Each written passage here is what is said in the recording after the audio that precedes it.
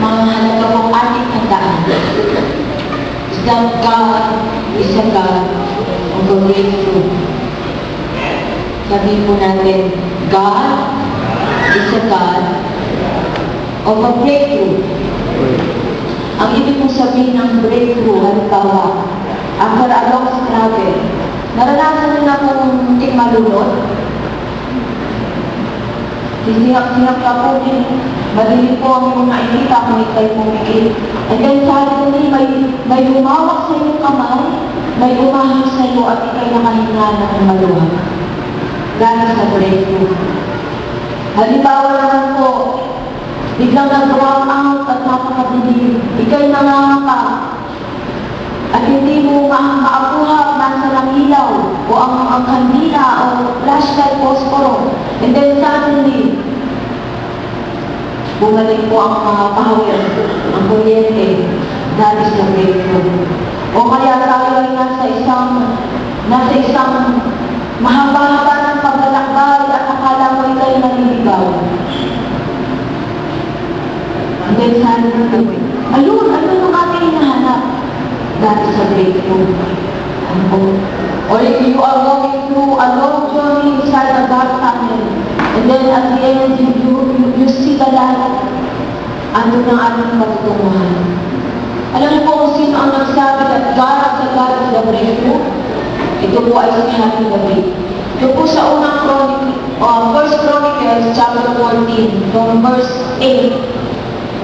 Nang marinig po ng mga Pilisteo na si David na po, he had been anointed king over all Israel. Noong una po kasi, hari na David po, for 7 years, Judah pa lamang po, yung kanyang pinagmulang tribo, ang kanyang pinagaharian. The rest of the 12 tribes of Israel ay hindi pa po nakikipagyanan sa kanyang kingdom. And after 7 years, mismo po ang kanyang mga kapatiran at kapwa, mga katribo ng Israel, sila po mismo ang lumapit kay Hari David. And he had been anointed over all of Israel. Nang ito po'y marinig ng mga Pilisteo, they went up in full force to search for him and kill him. And that was the response of David. Ito po natin na magbastan po.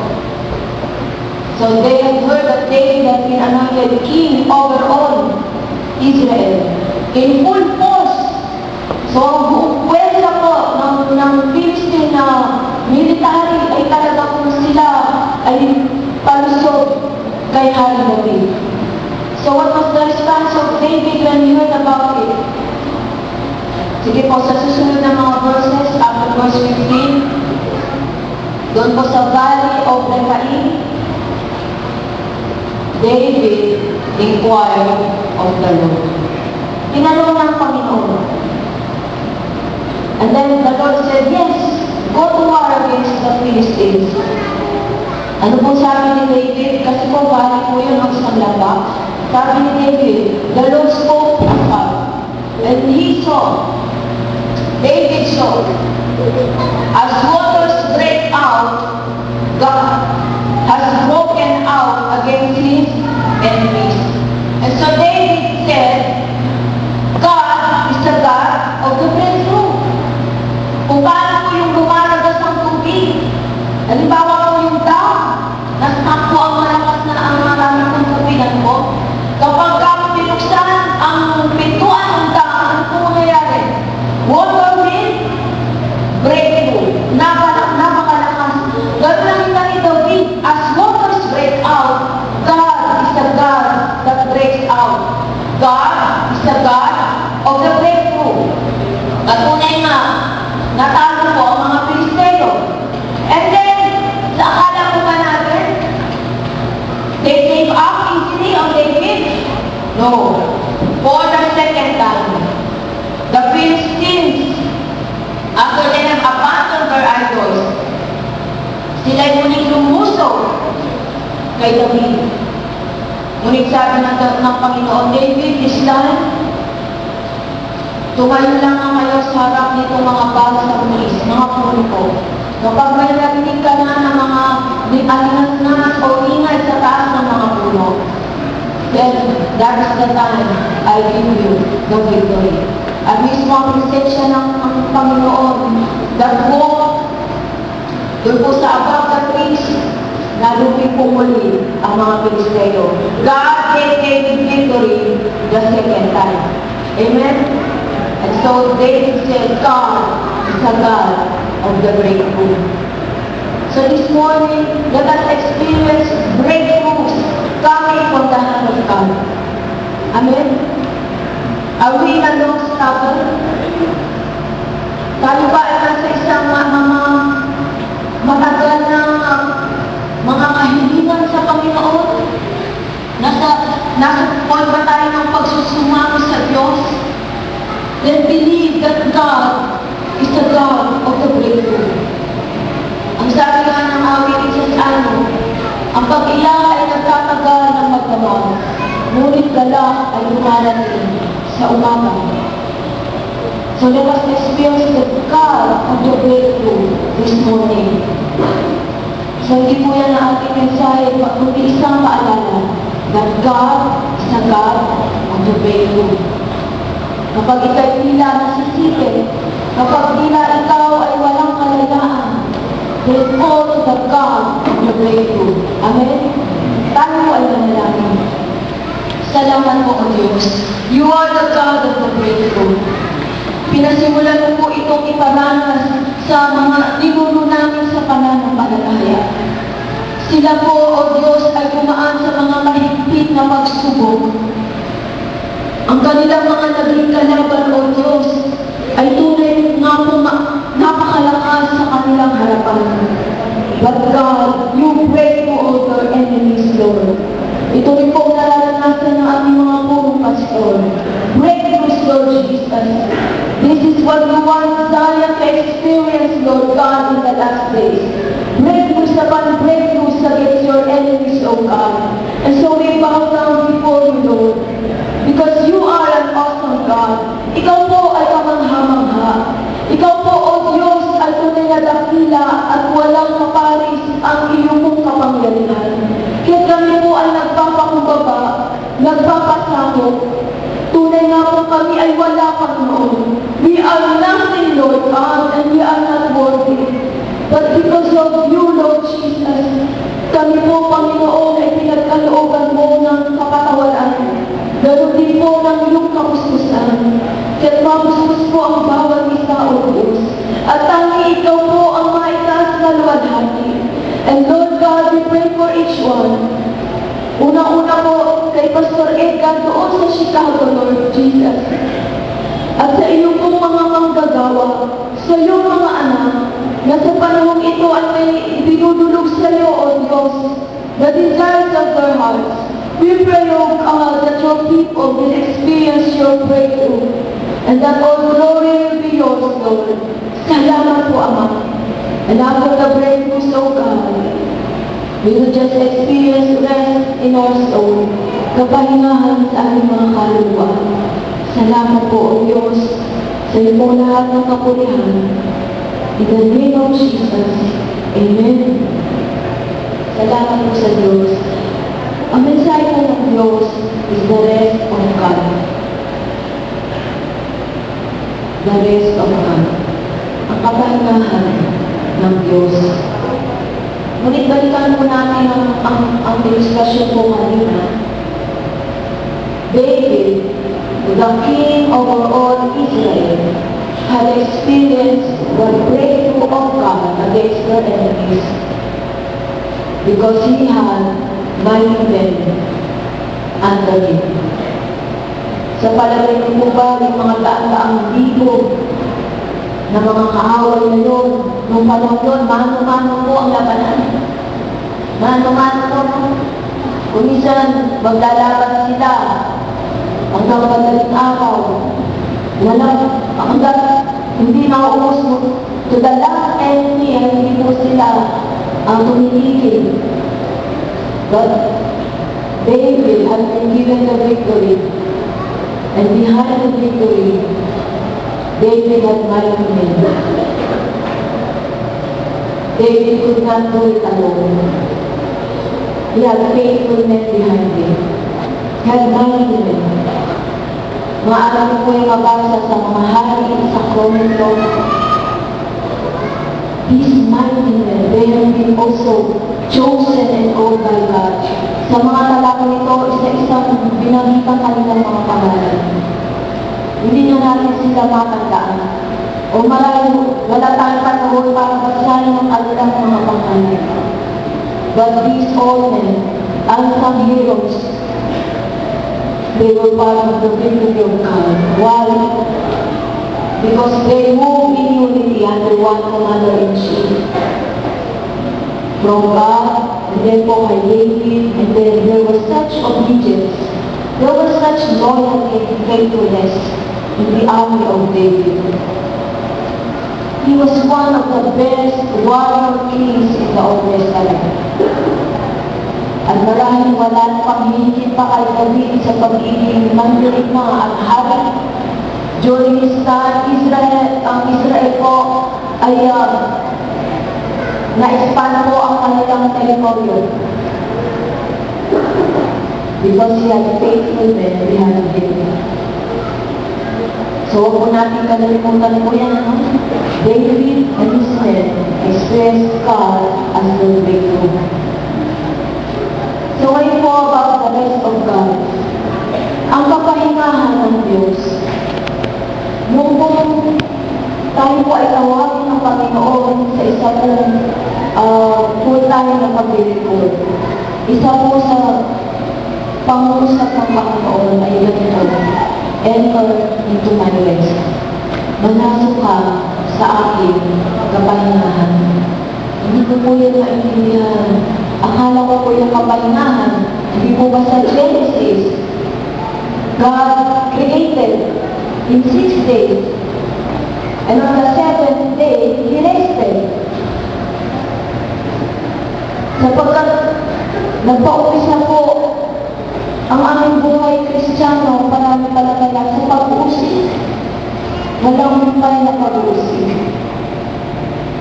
At kung nagawa po natin yung panawagan ng Diyos, na siya'y paglikuran po ang kanya pong sinabi, ikaw'y nanasok sa aming kapahingahan. Hindi po siya nagsabing gagawin kitang pastor o guro o ganito o nilay aking pagmamalaan o katulad ni Abraham magiging dakila. Wala pong ganun. Isa lamang ng panawagan na nasok ka sa aking kapahingahan. Akala ko po noon ay natipigil na ang mga pag-uusig. At ang maraming mga sabihin ko natin mga sufferings. Pero alam ko, lalo na nadagdagan. In all points,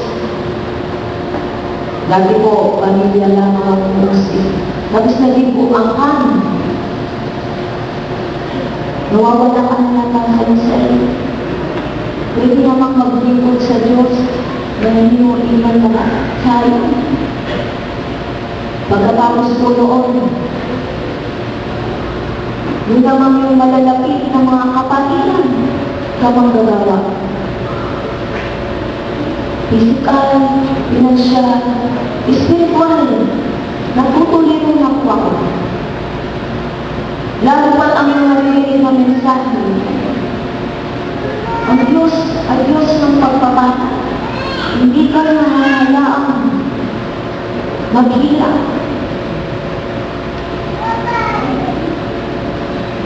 Italaga po palugod ng ating mabuhay mo. Sabi ko, Panginoon, ikaw ka pala na Diyos. Sabi ko po kapalingahan. Ngunit ang Diyos ay tumutugon. Amen? When God speaks, He will let you see. You will not just hear, but you will see. Iyong nakikita. Ano po ang nakita? Yung pumangalan mo ito about cancer. Meron palang aklat, not just 1, 2, 3, about the love of God. At ito po yung aking narinig. Nakikipag-discipleship kami Wednesday na.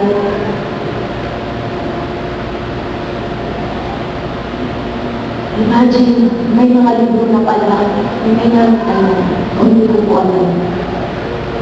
And then I experienced breakthrough sa aking internal natin na, Lord, ikaw ba ito? Yes, yes ka.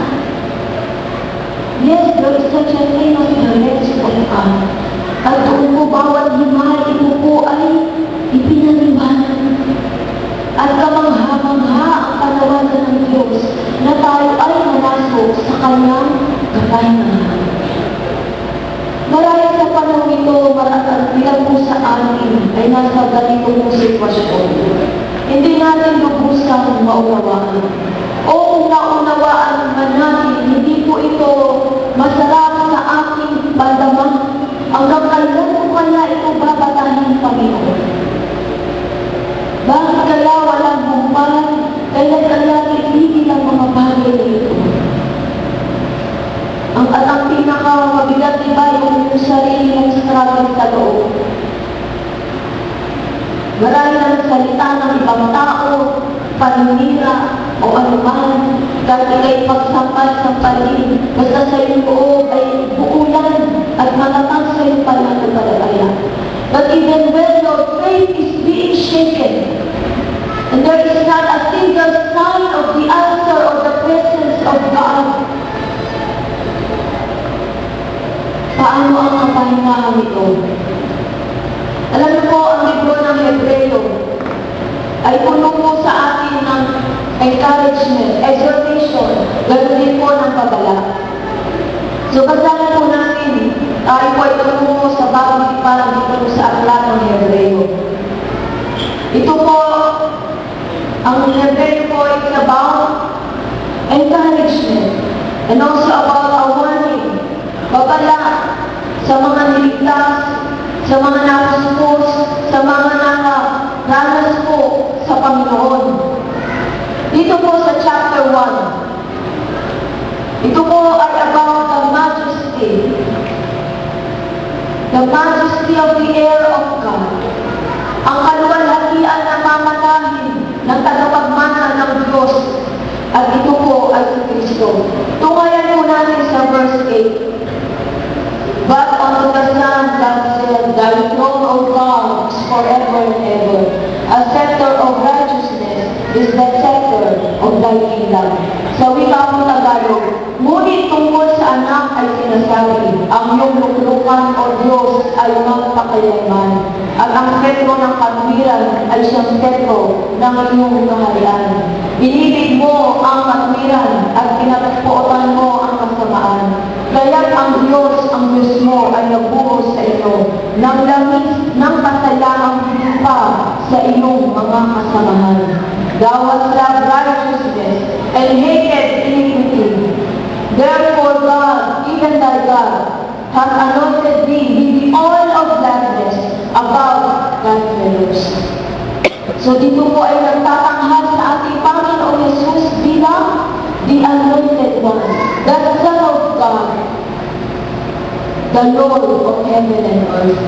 He has been given the scepter of righteousness. He has loved righteousness and hated iniquity. Narito ang kaluwalhatian ng bilang nagapagmana ng lahat ng nasa Diyos Ama na masusupungan sa ating Panginoong Jesus. Ano pong anointing ang ipinagkaloob kay Jesus? The anointing of the oil of gladness. The anointing of the oil of gladness. Ang sabi po sa Philippos, who for the joy set before him endured the cross. There was a joy set before Jesus while he was enduring the cross. There was such joy and the oil of gladness in the heart of Jesus because he had been anointed with this oil of gladness. So ano po na matutunan po natin dito? As we enter the rest of God, let God anoint you with this oil of gladness. Alam niyo po, isang bagay na namiss ko po sa ating mga senior pag po sila itong mahaba. Di po ba nakakaalam kalooban?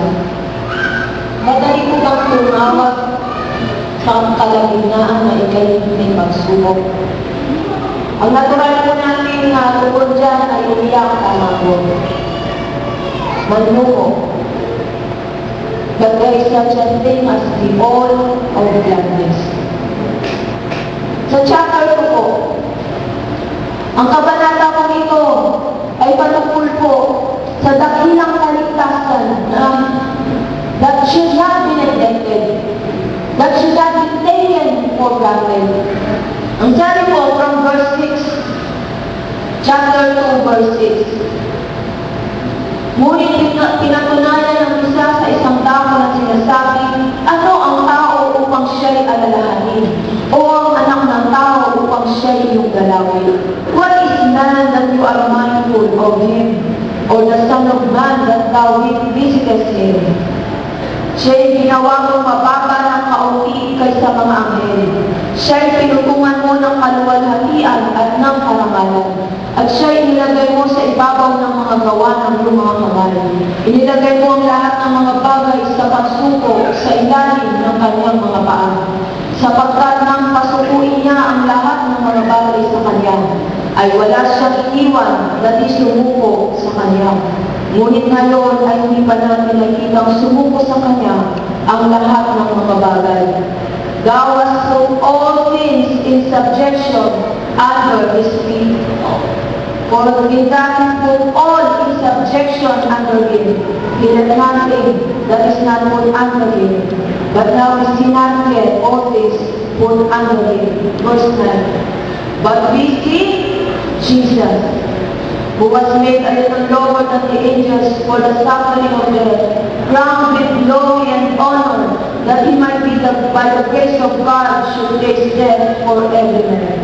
For it became him for whom are all things, and by whom are all things, in bringing many sons unto glory, to make the captain of their salvation perfect through suffering. Sapagkat marapat sa kanya na pinag-uulan ng lahat ng mga bagay, at sa pamamagitan niya ang lahat ng mga bagay, sa pagdadala ng maraming anak sa kaluwalhatian, na gawing sakdal, siyang may gawa ng kaligtasan nila sa pamamagitan ng mga sakit. The captain of our salvation was made perfect through suffering. Sa chapter 2 po sinasabi sa atin, the same majesty issued to Jesus will be issued to the heirs or the sons of God. Naglalagay po kami. Ang kapatid po, mamanahin ni Jesus ay pinalagay upang manahin ng mga anak ng Diyos. It is such a great salvation. Isang dakilang kaligtasan. And then po sa chapter 3, dito po ay ikinumpara ang Christian salvation sa journey of Israel from Egypt to Canaan. At marami po ito'y tanda-tanda natin that for 40 years, ang mga Israelita po ay paikot-ikot naglakbay sa ilang. The disobedient, the murderers, the rebels, sila pong lahat, they died in the wilderness. The unbelieving, those who did not see God, but who only saw kung ano ang kanilang kakainin, inumin, kung ano ang kanilang mga ninanasa at naninis way back in Egypt, they all died in the wilderness.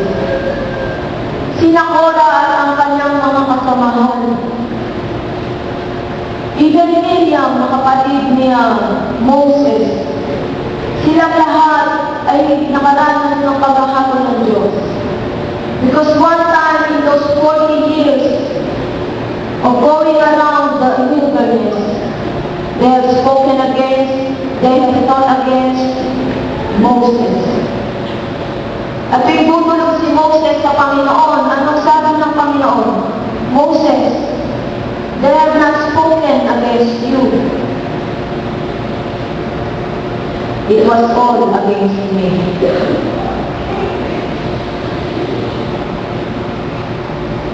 Ang iyong mga narinig ay personal na laban sa iyo, hindi laban sa akin. Because I was the one who led you here. I was the one who took you out of Egypt. Ang sabi ng Lord sa Deuteronomy, I will tested you through the wilderness. Talagang kayo ay nasuko at itinanggal talagang sila dumaan doon sa ilang to test you and to know what is in your heart. That you may know that man shall not live by bread alone, but on every word that proceeds from the mouth of God. Ang pagsubok ay hindi ang kanilang nakainig. Hindi ang kung kailan sila makapasok sa lupang pangako. There was just one test for Israel at the wilderness. Ano po kaya rin? Tandaan po natin sa ilang nabigay ang Ten Commandments. The moral law. So there was just one test for Moses and the Israelites who went out of Egypt. Ano po ang isang pagsubok na yun?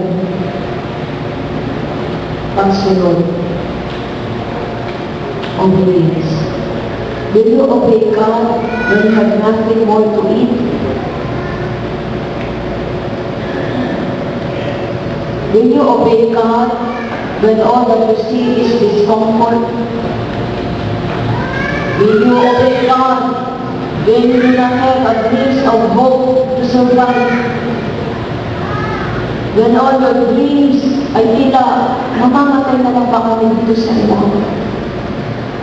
Buti na sa Egypto, may mga kasiyahan. Binigyan namin sila ng kapistahan, the 7 feasts of the Lord. They celebrated in the wilderness. Ano po gusto ng Diyos when they were in the wilderness? Ito mga kapistahan, celebrated din. Lahat na nakikita natin ay ilang kasi ito. But God said, celebrate the feast. And then God put a tabernacle. He commanded the Moses to build a tabernacle. At doon bumaba pa ang presensya ng Diyos in the middle of the wilderness. So there was just one test. Shall you obey? Shall you walk by faith? Are you willing to wait? Isa sa pinaka-mahirap kong gawin sa ating buhay Kristiyano ay maghintay. Maghintay. Kaya sabi natin ang Korah, ano ba yan? Si Moses lang pa naman sa Diyos. Kulang ng wisdom yata si Moses. Dapat ganun na ito. 35 years na tayo dito. Yung mga ginabas natin mga baby, ngayon, may mga apo na tayo sa kanila. Nagagawa na ko. And what was the response of God? Pinabukan niya ko yung lupa. Sila pinilang ng lupa. Because it was not Moses. It was God. Ang sabi nga po, we have not come to a desert mountain, but we have come to the presence of the living God. So, ganito po ang chapter 3, it's a warning. Just as the unbelieving, disobedient Israelites died in the wilderness, so may we Christians, if we do not persevere to the end of our pilgrimage. Tunay pong mahaba at hindi madali ang lambahin ng ating buhay Kristiyano. If we keep our eyes around us, if we keep on listening to our selfish desires, dapat na kanina, dapat na ano. Panayang sa inyo na. Alam ko, may kapatid po ako, nagaling siya sa isang mega church sa Manila. Mga 2 beses na po ako naka-attend. Kaya kung siya ay kakausapin ko, o nasa ka na, kumusta na? Nasa seminar po ako. Lagi po ganyan. Ano ba yan? Lagi kayo nasa seminar. Oo. Mega church po ay walang mumpa ng kanilang training at seminar. Siya rin po ay puntang sa mission. At siya po ay graduate na po ng diplomacy, international mission. Pero walang mumpa ng kanilang training. Walang mumpa. At minsan hindi ko na nga po siya nakakasama o nakakausap. Sabi niya, ate, mamaya na lang. Nag-meeting kami. Nag-seminar kami. Galit. Marami na lang po gano'n. Because they just love to be trained. They just love to be trained. Kahit walang mumpa yung kanilang pag-aaral. And just another passion to learn, to study. Talaga po, nakakamangha. Bakit ko po nabanggit yun? We should persevere. Tayo po ay pagpatuloy. Yung persevere po ay talagang, kung ikaw'y naglinis, talagang may kasama pa ng Clorox, pang-escoba, persevere. Nagpupunyagi po. Thank you po. Nagpupunyagi. Hindi sa kalagitnaan, hindi sa umpisa, but until the end of our pilgrimage. Alam niyo po, dun sa TBN po natin dyan, pinlash po si Billy Graham, 60 years in ministry. 60 years in ministry. Wala pa tayo sa microphone. 60 years in the ministry. Purihin ang Diyos. He is still alive, thinking and preaching the word of God with fire and with passion. Kaya nga kahit mga presidente lang ng US, nakikinig po sa ano. Pag nasa may pinapangalaman, siyang patatawag para po panalangin niya ang president po ng Amerika. Ngayon po, dumako na tayo sa chapter 4.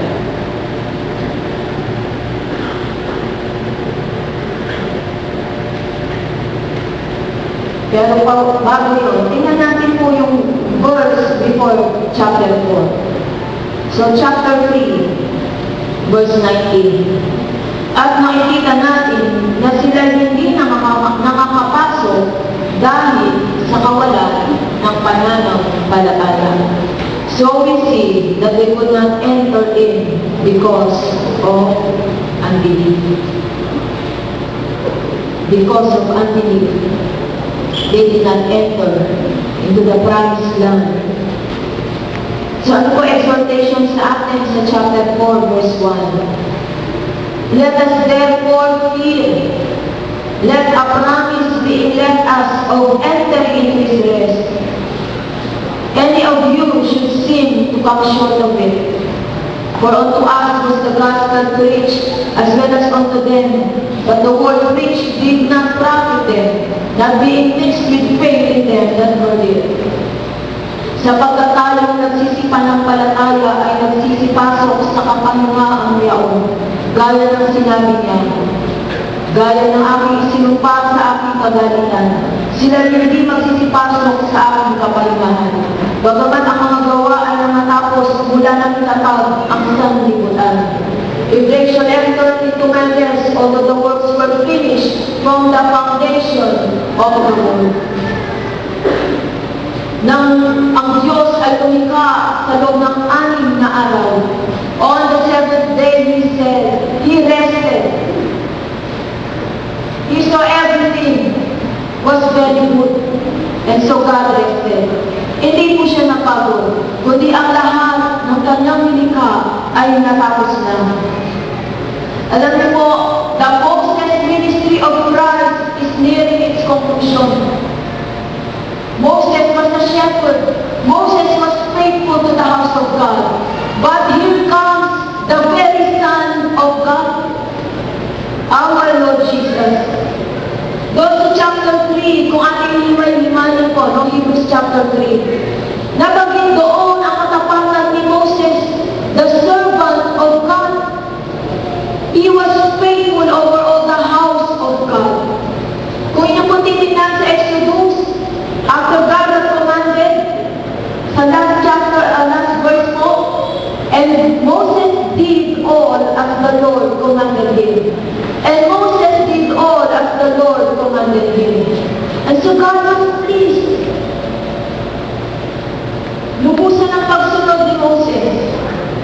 Pero lang po sa isang bagay po, alam na po natin yun. So nadala siya ng kanyang emosyon, siya po ay nagalit. Instead of speaking to the rock, he struck the rock. Hindi ba naman naglalang sa kanya? But that is not an excuse before God. He also did not enter into the promised land. Ngunit nandoon po ang sinabi, but Jesus, the very Son of God, hindi lang po siya tapat. He was not just faithful over the house of God. He gave His life. Ang kanyang mismong buhay, ang kanyang ipinagkaloob.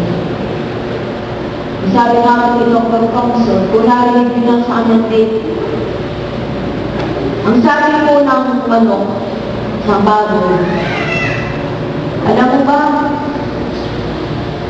ang laki ng sakripisyo ko. Tuwing ako'y mamimilo, kanilang nilalaga, pinipino. Sabi po ng ito, ang sarap-sarap sana, makapili ko aking mga sisi po ako. Pero ikaw ang kanilang hinaharvest para kanilang kainin.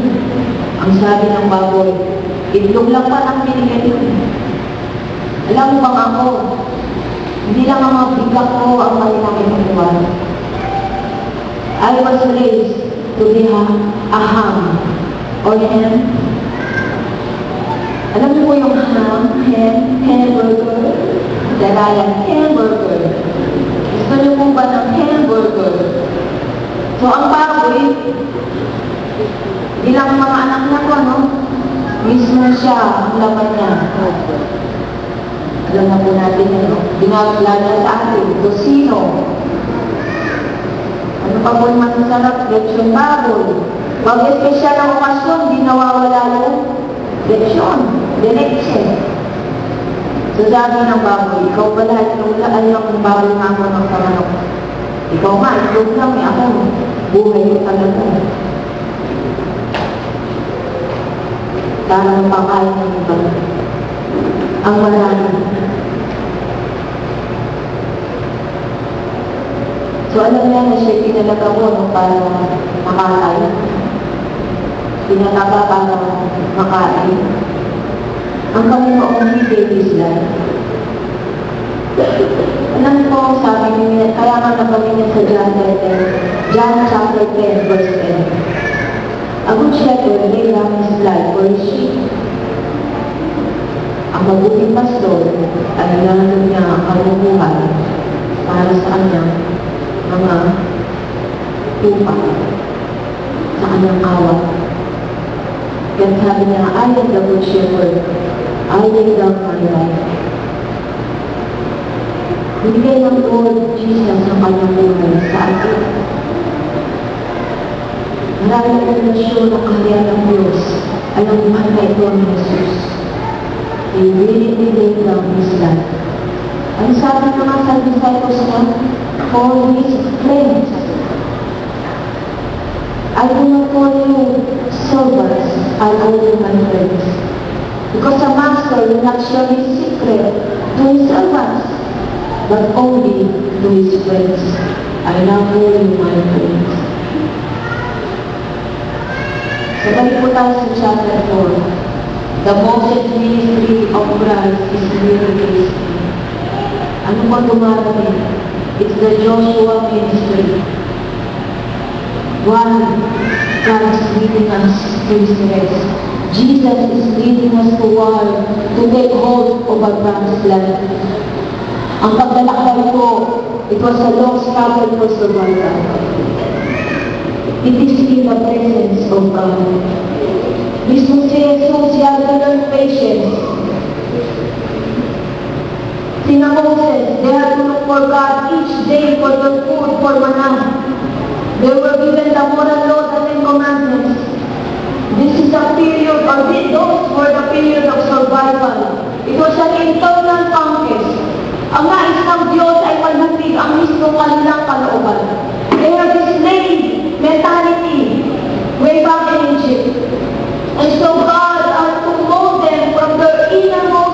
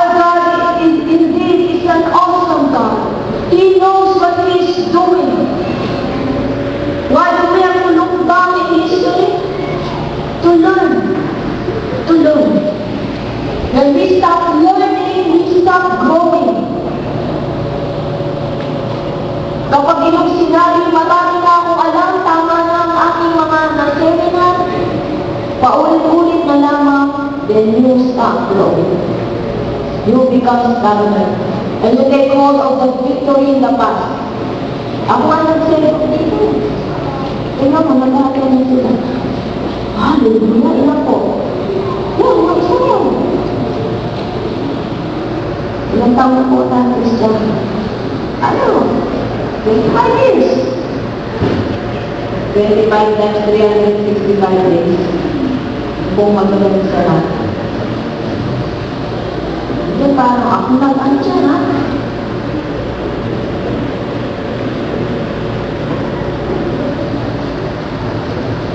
So when Moses died, Joshua took over. The Israelites were camped on the east side of the Jordan River. On the east side of the Jordan River. Hindi po ako magkakamali yung hangin amihan. Nagagalit ko sa isip ko. Hangin amihan. Yan po nagdadala ng malamig na hangin ngayong kapaskuhan. Yung habana po kasi nagdadala yan ng ulan. Parating na po yung amihan ng malamig na simbol. So the struggle was not for the personal survival. Those who grew up in the wilderness, those who are faith like Joshua. Ano sabi ni Joshua nung nagpadala si Moses ng 10 tiktik? Or 10 spies? Doon po sa Jericho? Ano nakita nila? Ganun nila kami. Mga natamo, bahala ko si pakantamo alay. Mga nagpunan po sila. Tingnan niyo po nakuha natin mga grapes, mga ubas. Talagang bitbit nilang gano'n ang lalaki. Tatay tayo. But Joshua Caleb, what did they say? No, we will take that land. Ito yung pinangako ng Panginoon. Tara, excited sila. May lang natin mararanasan. Matalo ang mga hintay. There was such fire in their heart. Why? They believe what God has said, what God has promised. But the rest, what were the personal struggles? Their indecision, double-mindedness. Lubos ako paglalakatin ito o isasantabi ko muna. Their lukewarmness, minsan mainit, minsan naman malamig, maliganggang. O nakapag-ikot sila ng ano po, sila'y mayaman sa wilderness. Nakita na kayong taong ang iniipon ay wilderness. Lalabas siya sa pipig, sa disposisyon, pati sa mukha. Ano po? Because they keep on counting the injustices they have suffered. Their frustration they have placed in a box. Nandoon. Paikot-ikot, parating naaalala, umiikot sa kanilang isip. They are still in the wilderness mentality. Pag nakita niya yan, makula ng isa hanggang ano. Minsan sabi ko nga po, tape recorder na lang pala. May CD na po. Liwan na lang para hindi maano ang kinig at paulit-ulit ko na panungan. Bakit ganito noon? Grabe sa wilderness mentality. But hallelujah, there is a remnant. They are not hindered by their emotional baggage. They travel like,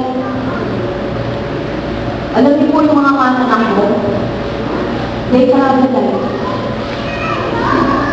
yung mga excess baggage na hindi kailangan, ay dapat po yung iwan upang lubusang makatakbo and to reach the finish line.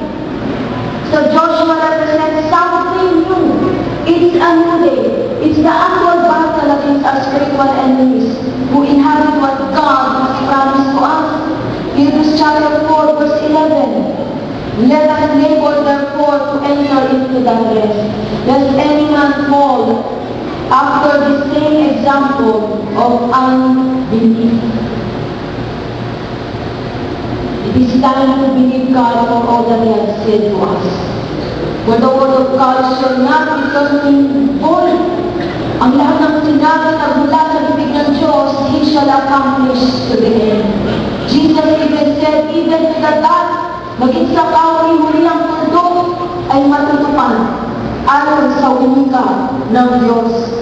So the rest of God is not speaking of our relaxing and doing nothing. But it is the mighty engine that is causing Christ to become the head, center, circumference of all things in the heavens and on the earth. This rest of God is causing all things to work together for our good, to those who love God, to those who are called according to the purpose of God in Christ. Kaya nga po may Romans 8:28, all things work together for good to those who love God. Why? Because they entered into His rest. On the seventh day, God rested. God rested. So how do we enter the stream of power that is the rest of God? Ulitin ko po, what is this mighty engine? What is the stream of power? It is the rest of God.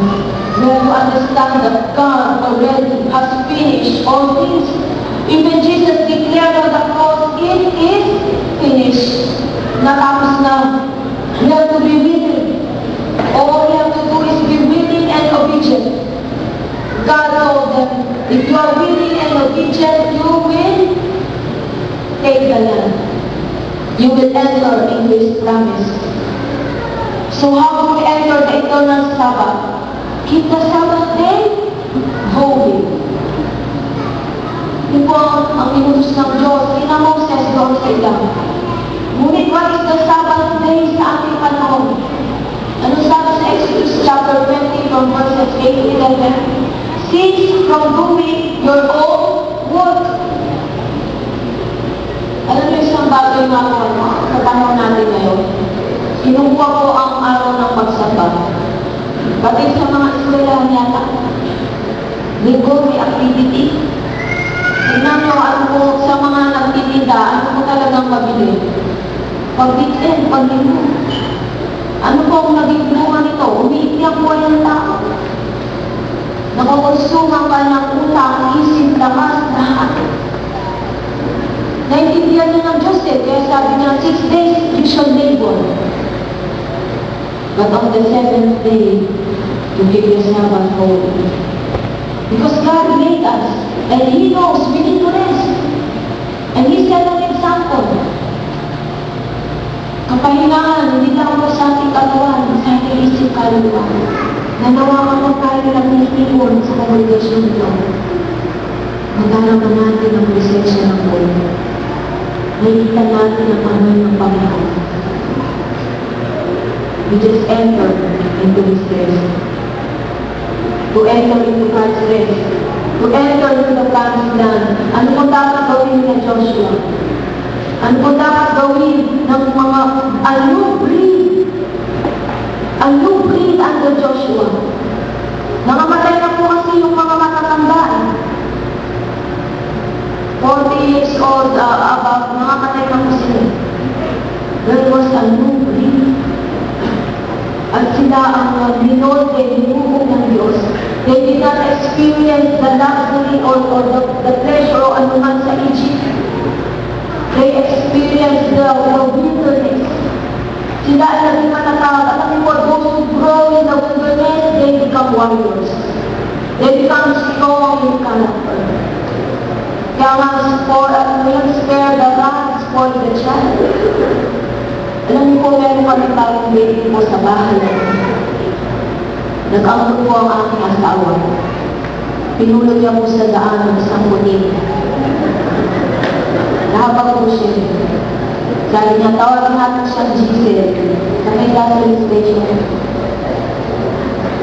Giselle. Ako, ayaw ko ng Giselle. Baka magbiyak yan. Alam niyo po ngayon, si Giselle, lucky po na siya ngayon. Lucky baby niya, sa tabihan niya yan. Pagkabi niya matulog, nagtitinda ng gatas. Ngayon po, malaki na siya. Sabi ko, kaya pala mag-ibigaw ito. Baka hindi na natin makakap. Ay, hindi pa yan, baby pa po. So, Si Jesus po ay napakakulit. Ang kulit-kulit. I-explore yung bakit. Yung makikita niya ako, ang nakikita niya pagkain. Kasi ako po nagpapakain. Ang kulit talaga po. Talagang kahit saan ka susunod yan. Diyan sinala ko dito, mayroon kong butas yung pinagdaanan ng lalagyan ng airport. Makakita ko siya din sa taas. Ang kulit-kulit, sabi ko, ayan, miss-call mo kasi pasaway. Pasaway mo siya agad. Na-spoil ko eh. Sabi namin, nakalimutan ko na kami kay dating usakal. Usa sa kali. Kasi kung hindi na siya naglalay, ulan na ng naglalay. Naging saucy na po siya. Sabi ni Ariel, Daddy, ano ka, patay gulong. Ay, social ka na. At back to training. All right lang. Sinabi niya po talaga. So, alam mo, Lord, hindi tayo na-spoil. Para hindi tayo na-spoil. Lord, I don't like that. Lord, not this.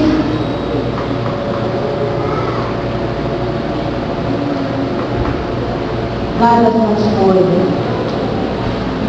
When He brings us, disciplines us, let us, He put us under fire.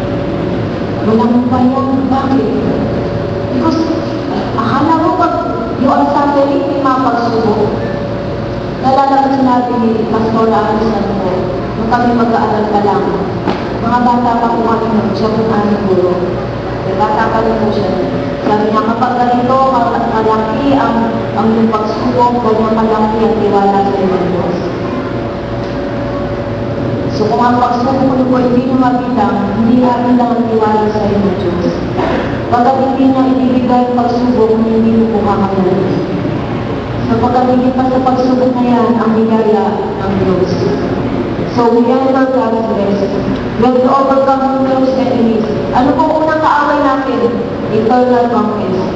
Ang ating sariling kalooban. We cannot fully sin our nation. Sa ating sarili, kaya mo ba? Pigilan ang bisyo? I-overcome ng takot? Sa ating sarili, papaling-paling mo yun. But we enter by abiding in Christ. John 15, Jesus said, You are the vine, I am the vine, you are the branches. Apart from me, you can do nothing. So, ang lahat ng bagay, we can do all things in Christ to give us the victory. Because Christ is the rest of God. Christ is the rest of God. Ang buong kapahinahan ng Diyos ay nasa Kristo Jesus. And when we have Christ, we have the rest of God. And so He said in Matthew 11 verse 28, Come unto me, you who are weary and heavy laden, and I will give you rest. For my yoke is easy and my burden is light. At sabi niya, ako'y mapapag-loob, ang sabi ni Jesus. Kapag ako ang kasama, mayroon kang kapahingahan. Mayroon kang kapahingahan kay Kristo. And so we have to work out the manifestation of that rest during the tumult, the confusion of our life on earth. O sige ba, na walang nagbayang yung pagsubok, ngunit sa iyong loob ay may kapahingahan? Posible ba na ang silang lahat ay hindi tumigil sa kanilang pag-uusig, ngunit sa iyong loob ay may buong pagtitiwala na sa Diyos ay walang imposible? Posible ba na ang iyong katawan ay talagang pagod na? Subalit ang iyong puso at kalooban at ang iyong isip ay nagbubumakoy, hindi matinag, at ang kalakasan ay nagmumula sa Diyos. Because the joy of the Lord is our strength. The joy of the Lord is our strength. Because Jesus has been anointed with the oil of gladness. In Jeremiah 1:5, God told Jeremiah, before everything, before even the foundation of the world, I formed you in my belly. Hindi ka pa malisisila, kailan ko na ang plano sa iyo, Jeremiah. In Acts 15:18, known unto God are all His works from beginning to the end. The whole has been finished in His days. So before the physical universe was created, there was an awesome rebellion. It was against God of the fall of the angels. That God, being the wise creator and father, will develop a comprehensive plan. It would make an eternal end to rebellion. He established the righteous one, the Word, our Lord Jesus. Jesus is the answer to this rebellion. Jesus is the head of the works of God's hand. John 1:1, in the beginning was the Word, and the Word was with God, and the Word was God, and the Word became flesh and dwelt among us. Kaya alam mo po, mag-ingat po tayo sa ating mga salita. Because si Jesus, siya ang verbo, siya ang salita ng Diyos. Nang ang Diyos ay lumikha, siya ay nagsalita. At ang salitang yan ay si Jesus na kumilos at lumikha ng akala ng Diyos Ama.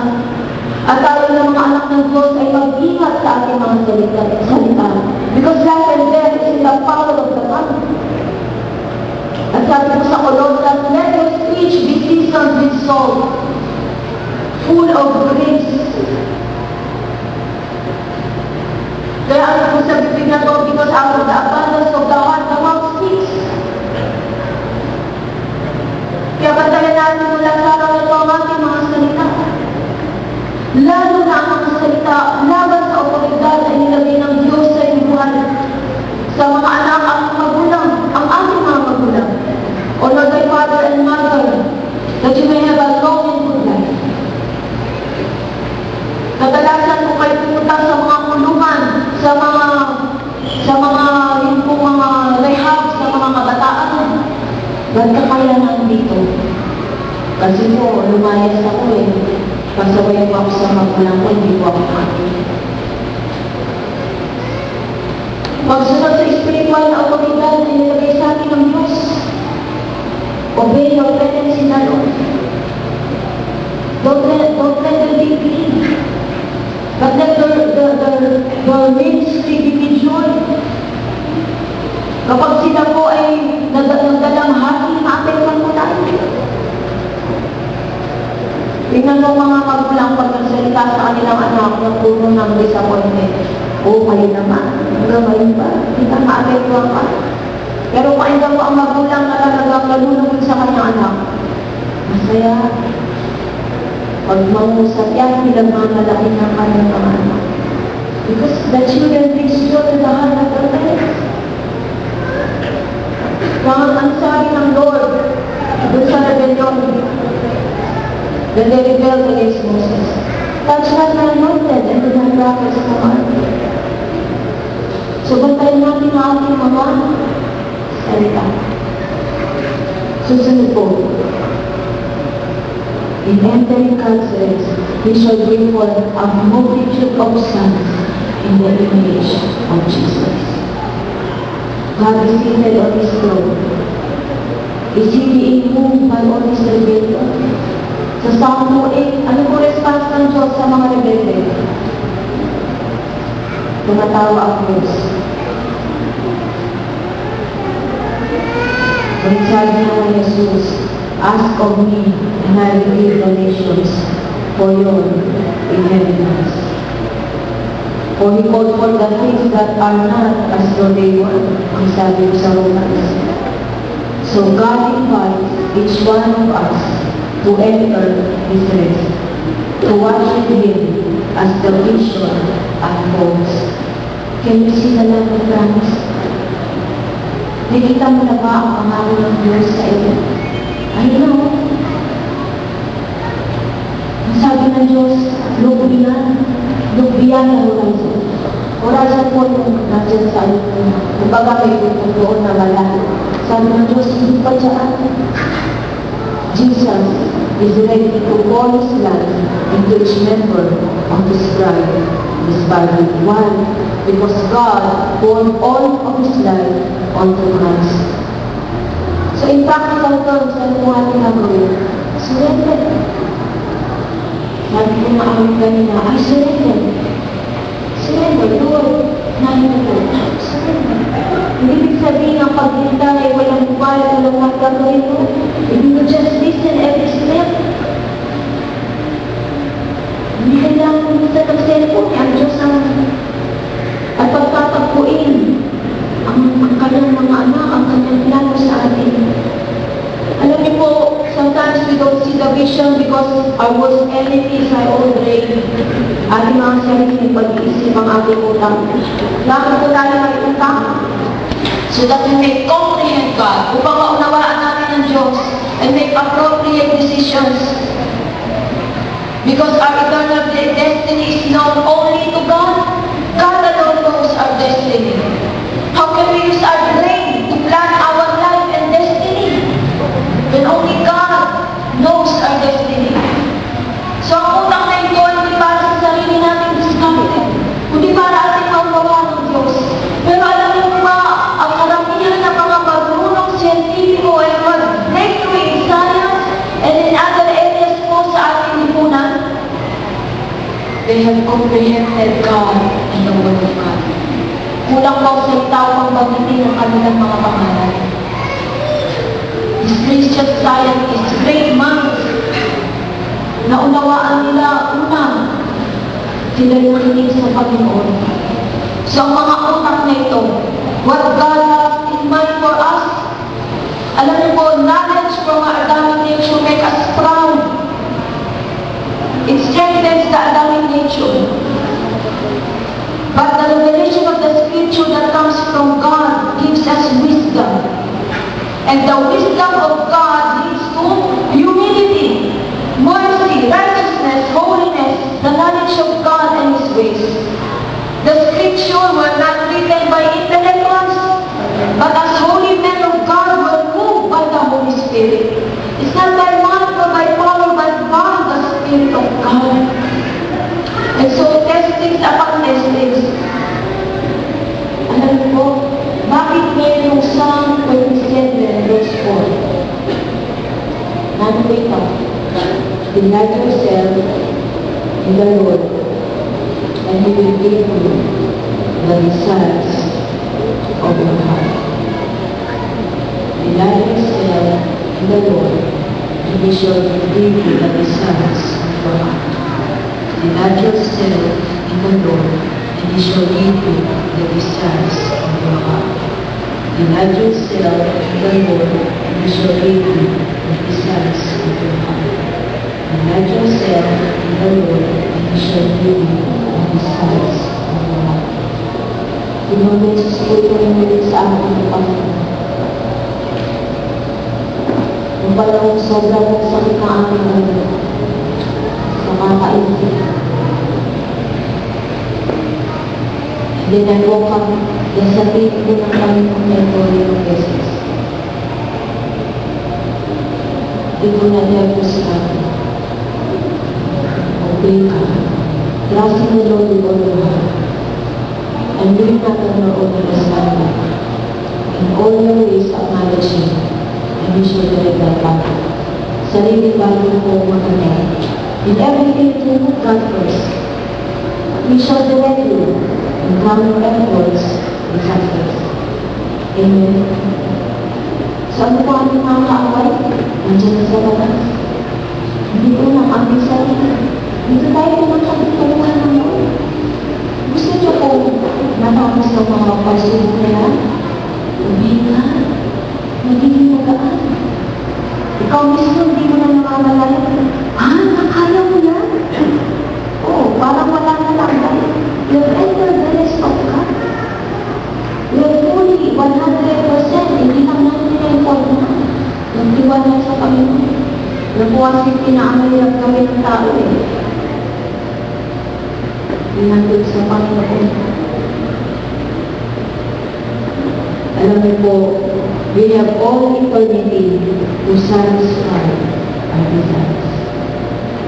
We have all eternity to satisfy our desires. We have this just one chance to take the kingdom.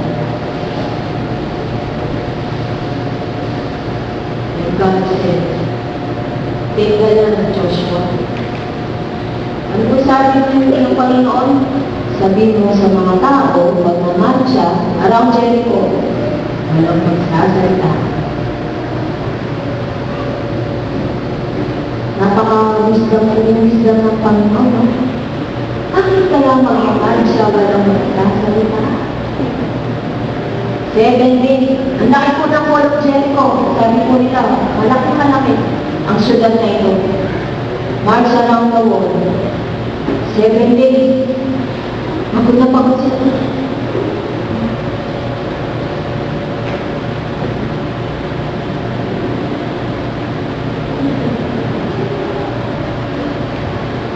Inisip sila, ano oras kaya? Alas 4 o alas 3? They will march around the city. Minsan kaya mag-march around Angeles. Kaya? Magdali. And on the 7th day, march 7 times. 7 times. Wow! Hindi ka pinakagandang siguro, hindi ka makapagreklamo. Hindi mo ma-express yung naisip mo. Because all was done in silence.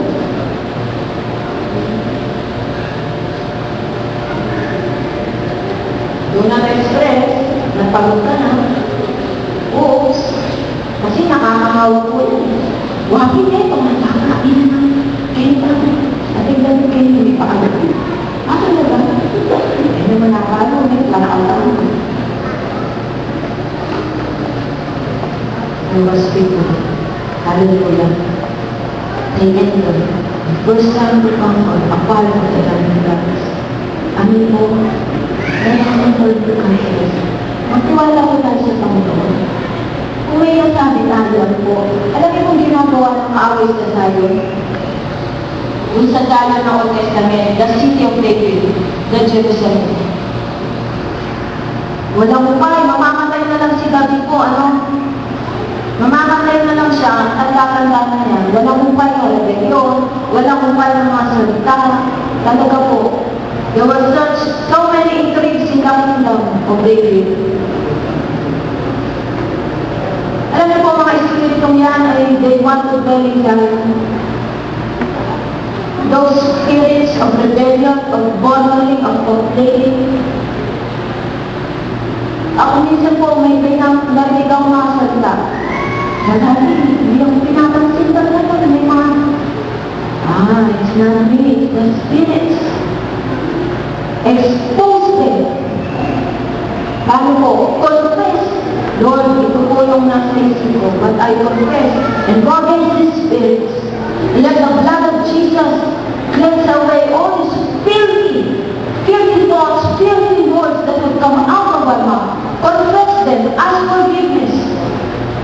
Then the Holy Spirit will just arise within you and conquer and overcome what is in our hearts. Amen po?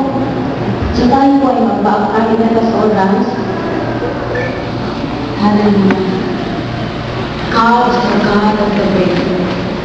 We may face many battles, but there will always be a breakthrough as we listen and wait on God. There is a rest for the people of God. Amen. But this rest should require us to be mighty in battle, to trust 100% in Jesus. So tayo po ay nananayin. Let's close our eyes. Let's close our eyes. Let's pray. We will enter to God's rest. And Jesus is the one inviting us.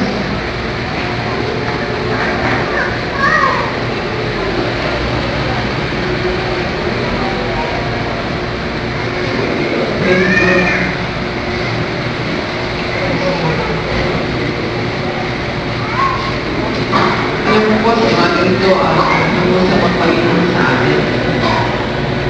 Mga talagang binanggit po niya, lalo na yung Psalm 37 verse 4. Yung overnight po, yun po ang topic namin.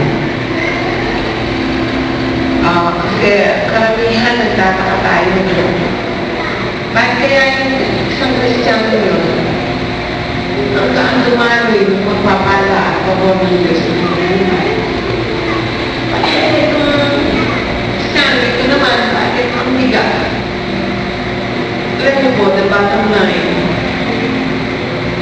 ganyan ay dahil ang sitwasyon ng ating puso. Sinasabi sa Biblia, nakatingin ng Panginoon, ang pansin niya ay nasa isang puso na dalisay. Hindi niya tinitignan ang panlabas na anyo ng tao, hindi ang tinitignan niya ang puso ng tao. At madalas po ang tao ay namumulog dahil sa dikta ng kanyang emosyon. Pag may gusto na inggit, galit, ito ay ididikta niya sa kanyang kaisipan. Kaya kung kaisipan ang magdidikta nito sa kanyang emosyon. Kaya kung minsan lalabas sa ating mga bibig, ate-ate niya. Tignan mo yan, ganyan. Yung reklamo pa sa tao. Lalo na reklamo sa ating mga leaders. Reklamo sa ating mga magulang. Kung may reklamo po kayo sa akin, lapitan niyo ako, okay? Para maunawaan yung ating sitwasyon.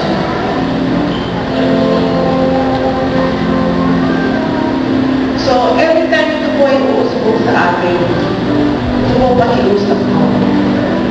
Anumang negatibo o uusbog sa puso natin, sabihin natin, this is not of God. Hindi ito galing sa Diyos. Hindi ito galing sa Diyos. Kung minsan po kasi may mga desisyon ang ating mga leaders sa church na to, kaya kami mag-asawa. At kung minsan karamihan, hindi kayo sumasang-ayon. May kadahilanan po kung bakit may desisyon na gano'n. Kung hindi kayo sumasang-ayon o may question kayo, lapitan nyo kami. Para may paliwanag namin. Dalawang nakaraan nakakatuwa. Habang pasensya na po kayo, no, sa dami kong magsalita. Hindi ko alam na itong pangarap ni Ma'am Vicky.